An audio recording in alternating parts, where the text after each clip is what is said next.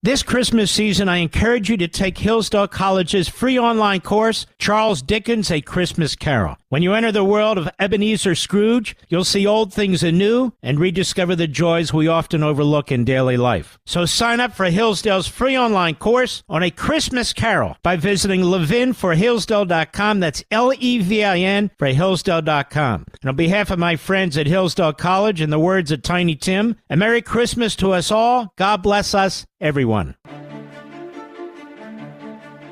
You're invited to take a deep dive into the founding principles of the United States. Join Mark Levin and Larry Arnn, the president of Hillsdale College, as they present Liberty and Learning.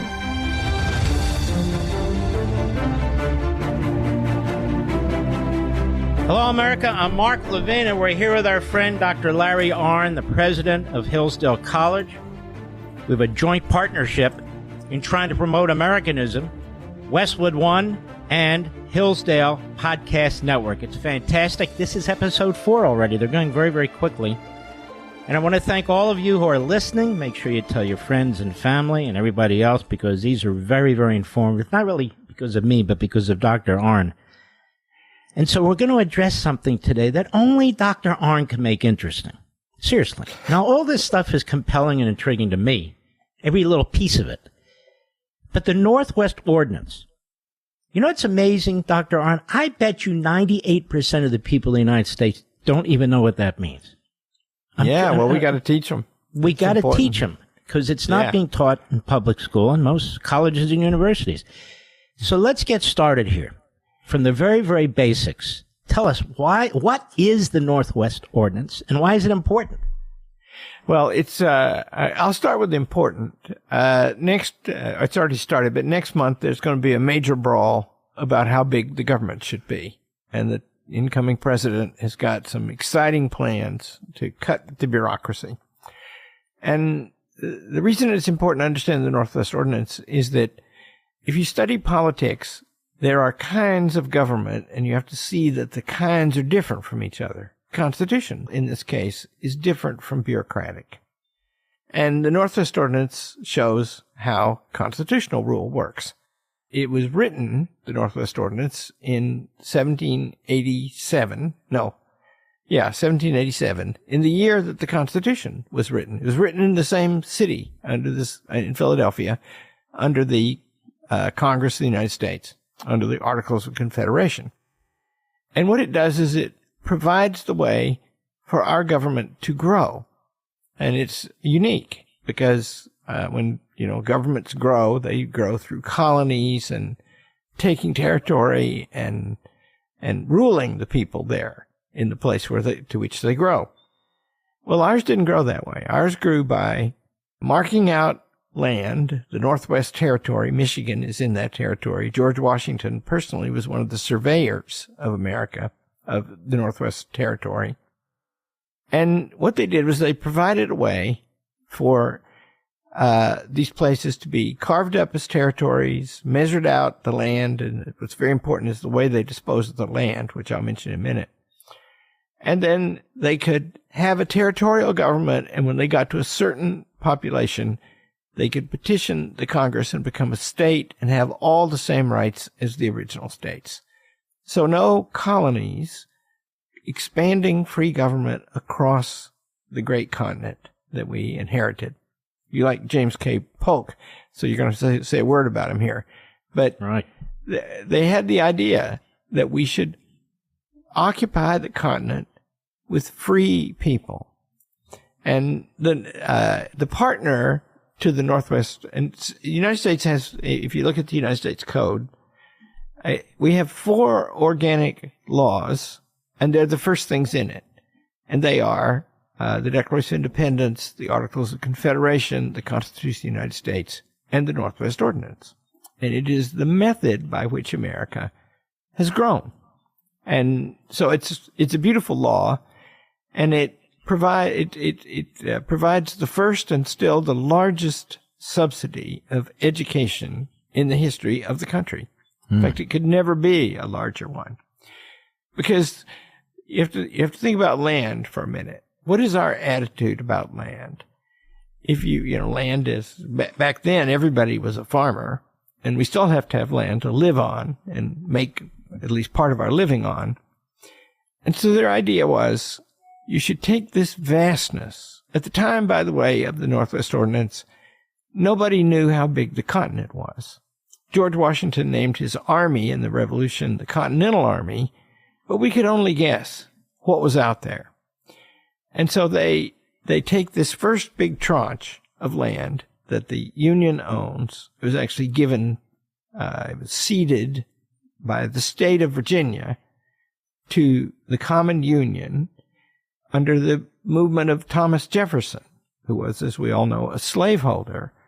But it was given by this slave state on condition there never be any slavery in the Northwest Territory, and there never has been up here in Michigan and Ohio and Illinois and the other two states.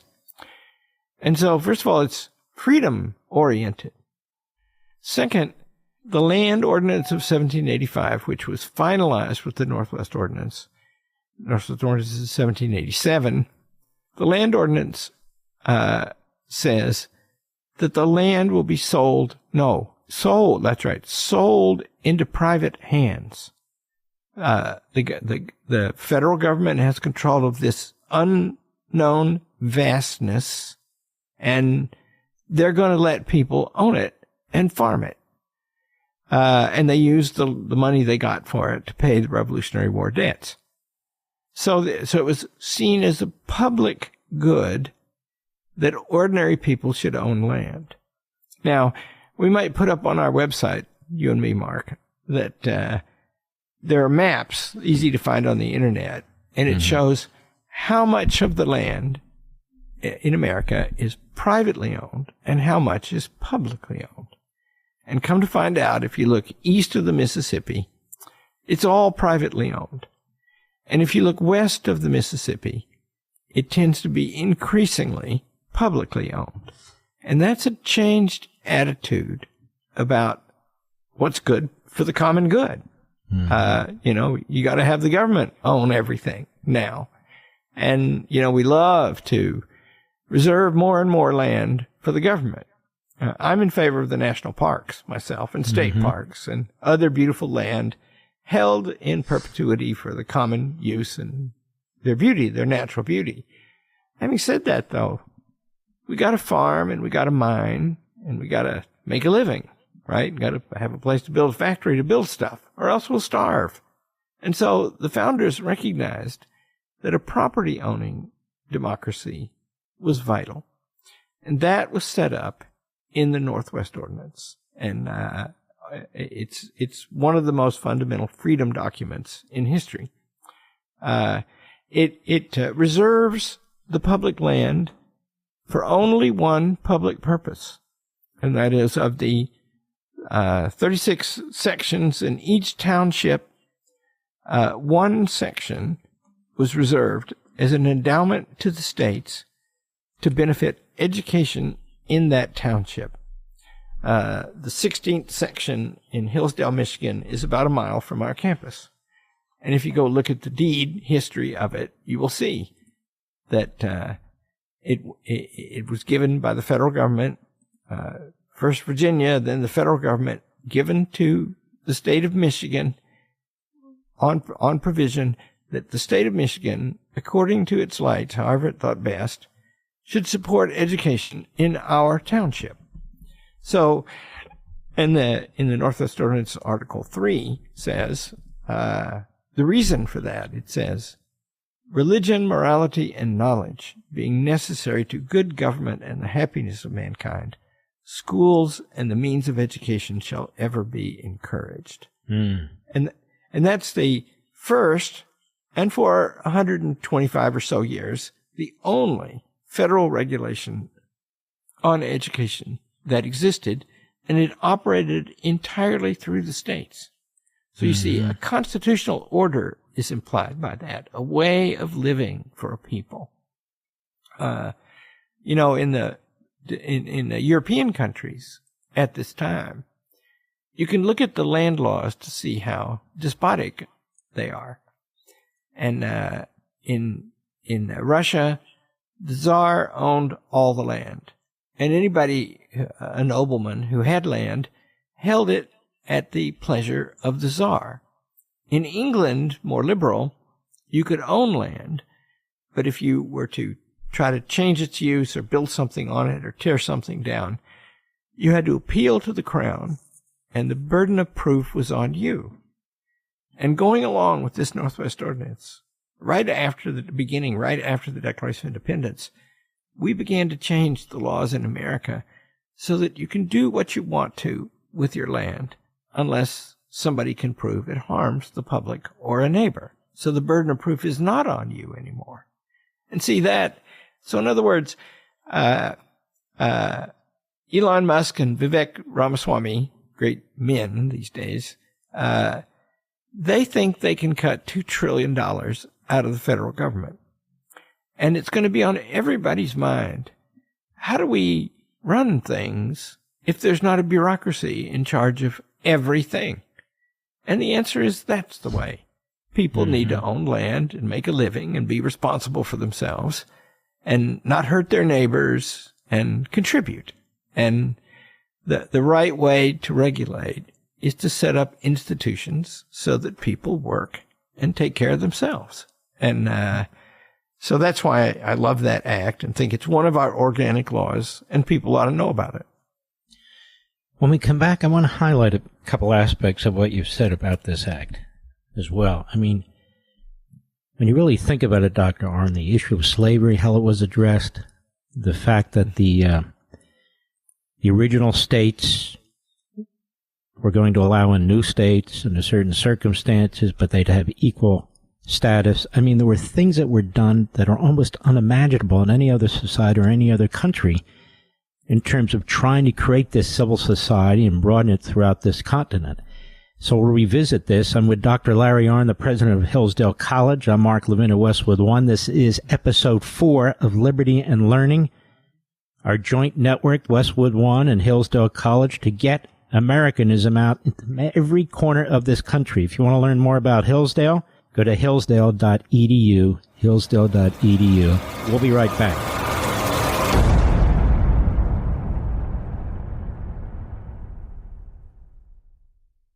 Today, you and I live in a world of Scrooges. Public officials mandate secular holiday decorations, and too many private business employees are instructed not to say the words Merry Christmas. The source of the joy of the season is too often lost or forgotten. That's one reason my friends at Hillsdale College invite you to enroll in their free online course on Charles Dickens' A Christmas Carol. You can sign up today at no charge by visiting levinforhillsdale.com. Hillsdale professor Dwight Lindley offers valuable insights into how the story of Scrooge and his ghostly visitors can inspire us to honor Christmas with our whole hearts throughout the year. And you can sign up for Hillsdale's course on A Christmas Carol at levinforhillsdale.com. It's completely free. You can watch it on your own time. That's levinforhillsdale.com, Levin for Hillsdale.com. And on behalf of my friends at Hillsdale College, and in the words of Tiny Tim, a Merry Christmas to us all. God bless us, everyone. Welcome back. I'm Mark Levin with Westwood One. Actually, I'm really with Dr. Larry Arnn, too. He's one of my mentors. He's a great man. He's president of Hillsdale College. He's brilliant in so many subjects that are important to us in this audience, me in particular, I think. Let's dig down into this, because the Northwest Ordinance, which really isn't taught that much, and people don't really understand, this was a remarkable event, wasn't it? Because they had to deal with slavery. They had to deal with equality. They didn't even have these new states yet. And thinking about how they come in, they should have an equal status and so forth. I mean, this was really, these people were really righteous in so many respects, weren't they? Yeah, and see, we are, I believe and pray, we're a very spirited country. And so the people who settled the country, by the time the American Revolution happens, the country is basically getting on for 150 years old now. But they'd come across the ocean. They didn't know what to expect. It was a place where you had to work, where you could have some land. And they were very charmed by what they knew of the size of the nation, right? There's a great continent here. And this is not going to be like Europe, where everywhere you go, there's a next door neighbor, and there's potentially a war, and there's nothing but conflict, and there's an aristocracy, and they decide everything you do. I mean, just think about that in the context of the bureaucratic rule we have today, where you can't wiggle your finger without getting a permit, and it's almost impossible to figure out who could give the permit. And that's a transformation of a thing that was rejected in the beginning of America. The reason they came across the ocean was so they could be free. And they set up amazingly vibrant, free, mainly local institutions. And the Northwest Ordinance is one of the first great national pieces of legislation in American history. And it protects the local. It protects us, right? And the local means right down to the individual. You know, I sometimes argue that the greatest statute ever passed through the Congress, if it's not the Northwest Ordinance, it's the Homestead Act. And that was signed by Lincoln in 1863, if I remember correctly. And it takes 10% of the land area of the United States. And the land it's dealing with, by the way, there aren't any voters on that land yet. In other words, they're not doing this as log rolling for their constituents. And it says if you will live on the land and work the land, you can have it for nothing. 10% of the land area of the United States, about 2 million people got land. And the Homestead Act is about the same length as the Declaration of Independence. It's about 1,500 words. I'd say it's kind of a longish newspaper article. Whereas today we do these, 10,000-page laws, and then they make thousands of pages of detailed regulations after, and they try to govern each individual step. And that means that nobody can proceed except by following the rules. And that is the core thing. We have to recognize there's two ways to go here. And in one way, we can depend upon it being a bottom-up country where people work and live and advance themselves and obey the law and their neighbor and help their neighbors. And that's the American story. Or we can have this scientific, centralized, detailed, rule-driven, everything's a lawyer, everything's complicated, and you got to get permission for everything you do. And so right now, I think, starting next month, that's going to be front and center in an argument in American politics, and it's fundamental because it's what kind of country are we going to be? Now, this expansion to the West, the Northwest Ordinance and so forth, your college was founded in 1844. Right. And coincidentally, that's when we got a president by the name of James Polk. Now, for some of us, Polk is considered a truly great president. Mm-hmm. But for some, he's not. You had the Mexican-American War, which really Polk kind of triggered because why? Because he believed that California and New Mexico should be American territory. And I would think Californians and New Mexicans should be pretty happy about that right now, despite what some people say about these things. But it was even more than that. It was the greatest expansion of the nation ever. You have Oregon, you have other areas of the country as well. I mean, it was a massive expansion. There was this notion of manifest destiny as it's taught. Polk and others believe that this was our divine right. Some people try to apply it to race and so forth. But the fact of the matter is the man promised when he was running for office as a very moderate Democrat, he wasn't really expected to be the nominee, but they agreed to him. He was a compromise candidate. He's a little guy, and he said he'd serve one term. He served one term, and he had an enormous impact on the nation. And yet very little is known or taught about him today. Why do you think that is? You're very right that he's super interesting. So when we met, my teacher, Harry Jaffa, was alive, and we met in part because of him. And of course, he was a great Lincoln guy. And Lincoln fought like cats and dogs with James Polk. And I've almost never heard Harry Jaffa say that Lincoln was wrong about anything. but he would say he was wrong about Polk. Because Polk was not a tool of the expansion of slavery. Polk thought this, what manifest destiny might mean that God gave us this land and we can do whatever we want to with it. Or it might mean it should become an expansion of the domain of human freedom for everyone who lives on it. And that's Polk's idea. And so it's very interesting that I didn't know until this very day, and I've known you 40 years, that you were a Polk guy. But I too, I respect him very much. And I want the audience to understand, California, New Mexico by war, but there was Idaho, Washington, Oregon, Montana, and the recognition of the independence and acceptance of Texas. All these states, all this quote-unquote territory, and you make a tremendous point there, come into the fold, and people need to remember, under the umbrella of the Northwest Ordinance and the Constitution of the United States, everything that comes with that and so forth, so the people in these areas ultimately, they'd have better lives than they would have, let's say, under Mexico or under the British or the others who sort of had these territories in the United States and so forth. And when you look back on it, Larry Arnn, what if he hadn't succeeded? What kind of country would we even look like? It's almost unimaginable, isn't it?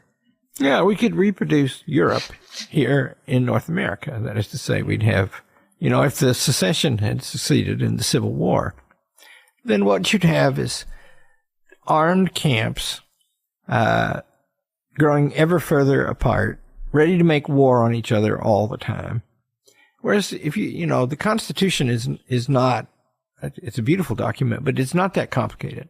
And what it sets out to do is to guarantee that this will be one nation with free commerce flowing everywhere in it without impediment. You can live where you want, you can move where you want, you can buy and sell with anybody in America, and defend the country against outside enemies. And that means, by the way, that those two main purposes, that's what they are, the two main purposes of the federal government. They take up almost all of Article 1, Section 8 of the Constitution. And if we stuck to those things at the national level, then most government would be back where it belongs, in cities and counties and towns and states. And there wouldn't be so much government as we have today. And that's what's interesting to me, that if you just read that beautiful Northwest Ordinance, most of the early founding American documents are very beautiful, whereas today we pass complicated, ugly laws, and we build ugly buildings. That's modern government versus ancient government. But that's what the fight is about now. How people will be wondering, how could it work without Department of Education, which there's going to be a fight about either constraining it or abolishing it. And the answer would be, parents, human beings are made to learn. Parents are made to love their children. They can figure out how to educate their children. And you don't need this rules at the center to get it done. In fact, they get in the way, I can tell you from personal experience. I don't know. How did we exist before there was a Department of Education? I think our people were smarter and better. And yeah. It's the same problem, isn't it, with the whole bureaucracy of a few self-appointed masterminds, a whole army of bureaucrats who have lifetime appointments, and somehow we're supposed to get better education out of that. When we come back, Dr. Arnn, you talked about the root principles of the Northwest Ordinance, very, very important. But are those the principles that are followed in education today? You brought up the Department of Education. This is your manifest destiny, if you will, to get into the minds, into the hearts and souls of as many Americans as you can, knowledge about their country, knowledge about these principles. So let's compare that with what's going on today. This is Mark Levin with Dr. Larry Arnn. He's president of Hillsdale College, the greatest college, quite frankly. And this is our Episode 4 Liberty and Learning Joint Podcast. We'll be right back.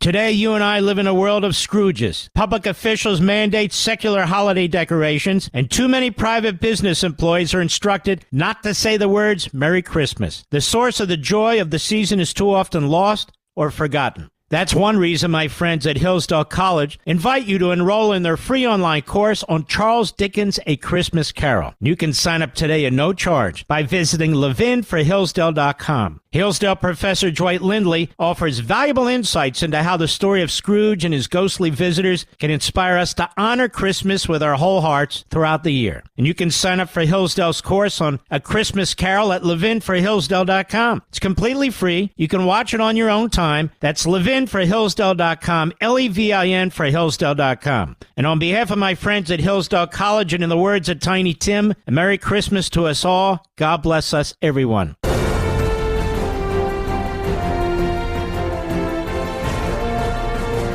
Welcome back.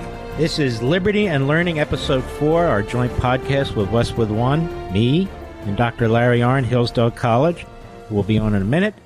This is something that Dr. Arnn and I have talked about for some time, to have this partnership in this podcast, to do what we normally do, he and I, but to spread the word to as many people as possible. And I'll tell you what a treat it is for me to be here with Dr. Arnn, and I hope you understand, and I think many of you do, that the time that he's taking to spread the word and so forth and so on is very unique opportunity. So this podcast, I think, is crucially important. Now, I want to get to this issue. The Northwest Ordinance, we've laid out concisely what it was about. We've laid out concisely what Polk was about. But our educational system today, these principles that were so important to the founding of the nation and the sustaining of the nation early on, what is happening now? Here's an interesting thing. There was a grand celebration of the 100th anniversary of the Constitution in Philadelphia in 1887. And two presidents talked. Civil War General Phil Sheridan talked. A man named Andrew Dixon White, who was one of the founders of Cornell University, talked. And he talked about the Bureau of Education. And he said they had actually founded it in 1867, 20 years earlier, under the title Department of Education, and there was big pushback. That's not constitutional. So they downgraded it to Bureau. And he says it's not to be Mandaриnism, like in Germany, he says, where every kid every day is studying the same thing at every hour because of a central order. All it is, he says, is a clearinghouse for information so states can share what they learn. You know, we got the internet today. We don't need a federal bureaucracy to do that. Anyway, what's happened since then?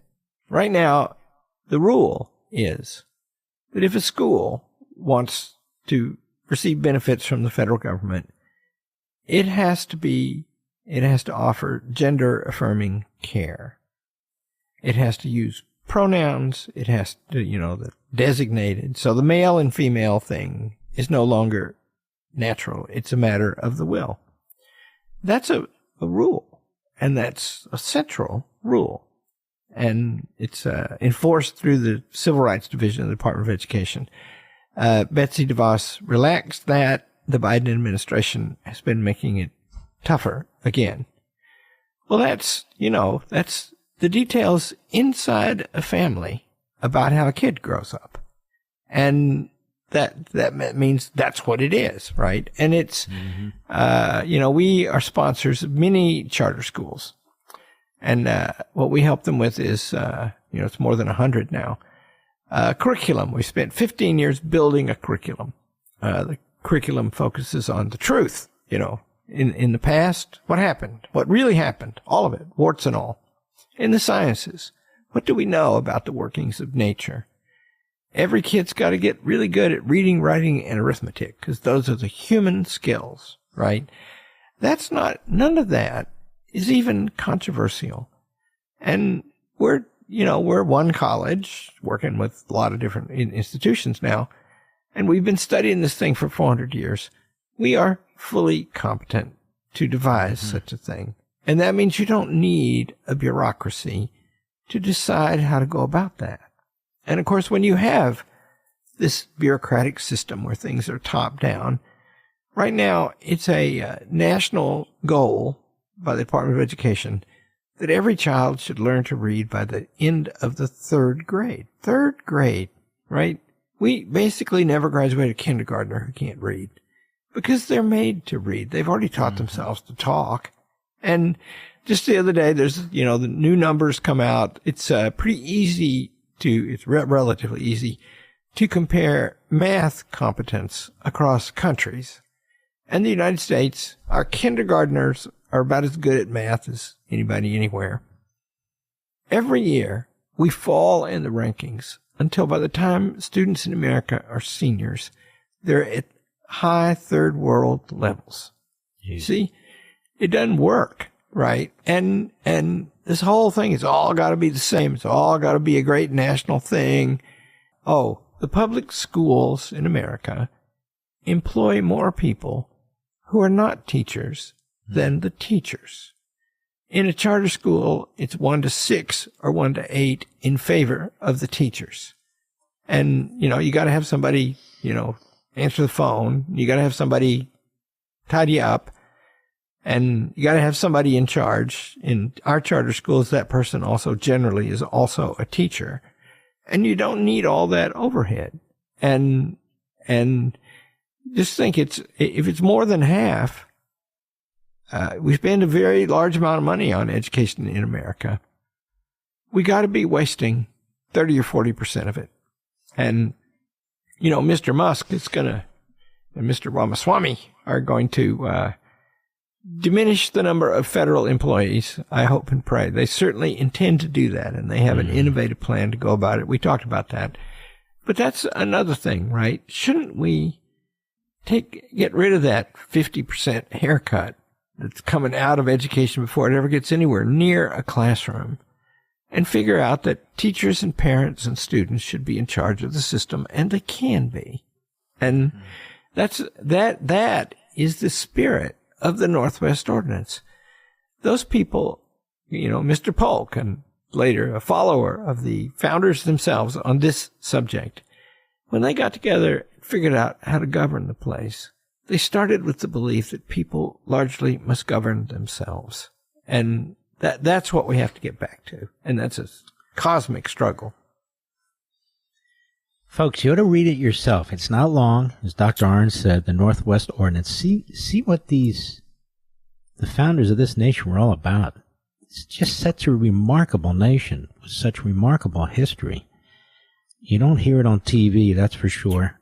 But it's there. It's there for the taking, and I would encourage you to do that. Also, you might regularly check out Hillsdale's website. They have fantastic courses on there and other things that are very much worth your time. They make it very easy to use, and that is hillsdale.edu, hillsdale.edu. And I want to thank you all for listening to Episode 4, Liberty and Learning. I want to thank my colleague, Dr. Larry Arnn. It's always a pleasure for me. I enjoy it, and I learn a lot through this program from Dr. Arnn. And remember, we'll continue to do this as long as you continue to listen. So check out hillsdale.edu. This is Liberty and Learning, Episode 4. Dr. Arnn, any final words? Yeah. As we go, I'm going to start telling people stories about you, because I know a lot of them. Well, I want to remind the audience that I control the producer and the editing, but that's okay. All right, my brother. People also have to know about Julie. So we were. Oh, she's a sweetie. Yeah. Isn't she, though? Yeah. All right, brother. Well, have a great week. God bless you, man. See you later, folks. See you next time.